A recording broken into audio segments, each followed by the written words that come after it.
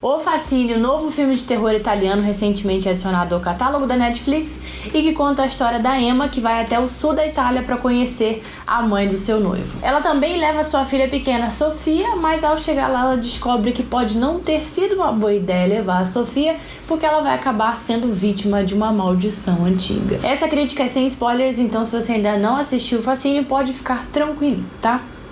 Eu rimei o negócio. Não rimou não. O Fascínio e tranquilinho não rimou. A primeira coisa que eu tenho pra falar sobre o Fascínio é, na verdade, um alerta. Cuidado com o volume da sua televisão, porque o filme já começa com um grito bem alto, seguido de vários outros gritos. E ele inicia dessa forma porque ele quer já começar deixando claro pra gente do que a história se trata, que nesse caso é uma história de possessão. Não exatamente do jeito que a gente tá acostumado, aquela possessão com exorcismo e tal, mas a temática é basicamente possessão. Apesar de ser um filme voltado para esse lado, na minha opinião, ele não tem aquelas imagens fortes típicas de filme de possessão. Aquelas imagens do tipo pessoas se contorcendo, se quebrando, levitando. Ele tem sim a própria pessoa se machucando, aquela maquiagem típica de pessoa possuída, mas nada que uma pessoa medrosa vai querer tapar os olhos enquanto estiver assistindo. Então, no quesito terror, são poucos os momentos em que ele funciona. Não apenas pelas cenas não terem esse apelo visual que geralmente filme de possessão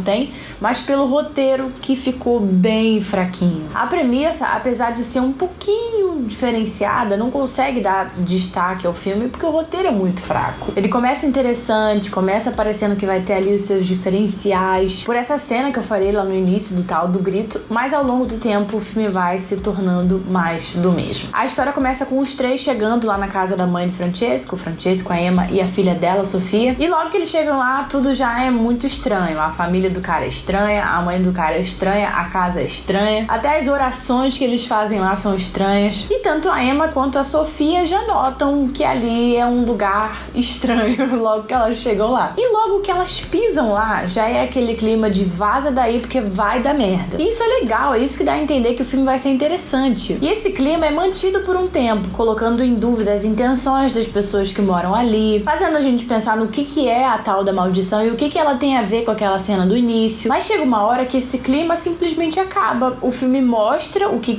tá acontecendo ali e a partir disso é ladeira abaixo. Isso acontece mais ou menos na metade do filme. Não que antes da revelação ele estivesse maravilhoso, mas a dúvida do que estava acontecendo ali era o que tornava tudo mais interessante. E o que eu posso dizer da maldição em si é que não é algo óbvio, mas que também não é nada interessante. Quando chega na parte da revelação do que se trata a maldição, você não fica impressionado, nem pensa, caramba, que legal. No máximo você pensa, é isso, ok. E aí depois da revelação começam as cenas que em tese eram pra ser assustadoras no filme, mas que não conseguem assustar ninguém. A gente tem ali algumas coisas que podiam então ter sido muito mais bem trabalhadas para tornar o filme legal. Como, por exemplo, a dúvida nas intenções da sogra, ou explorar melhor a própria casa pra gente ir pescando algumas dicas do que estava acontecendo ali, ao invés de simplesmente revelar tudo de uma vez depois. Algumas coisas da própria maldição. A história da maldição podia ter sido mais incrementada. E ao invés de focar nessas coisas que eu acabei de falar, outras coisas foram colocadas ali só para engordar a história e que não acrescentam em nada. Então o filme acaba não conseguindo se manter interessante o tempo todo, o que me causou a sensação de estar vendo o filme há mais tempo do que eu estava. O filme, se não me engano, tem 1h33, uma duração relativamente curta não, normal, sabe? E a sensação que eu fiquei foi que o filme já tava muito mais além disso. E consequentemente eu me perguntei, esse negócio não vai acabar logo, não?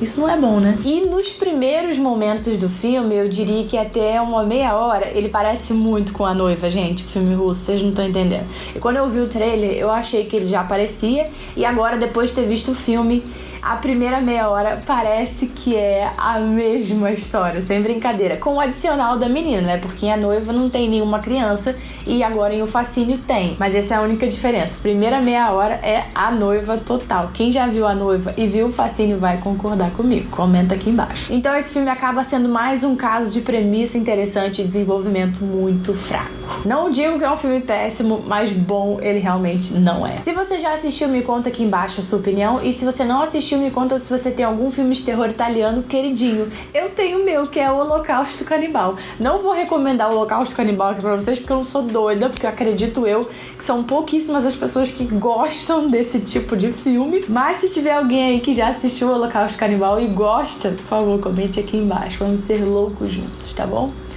Eu ia falar beijinhos, até a próxima. Sem pedir pra você se inscrever nesse canal maravilhoso, porque se você gosta de terror, você está no lugar certo. Se inscreve aqui, tá? Beijinhos, até a próxima.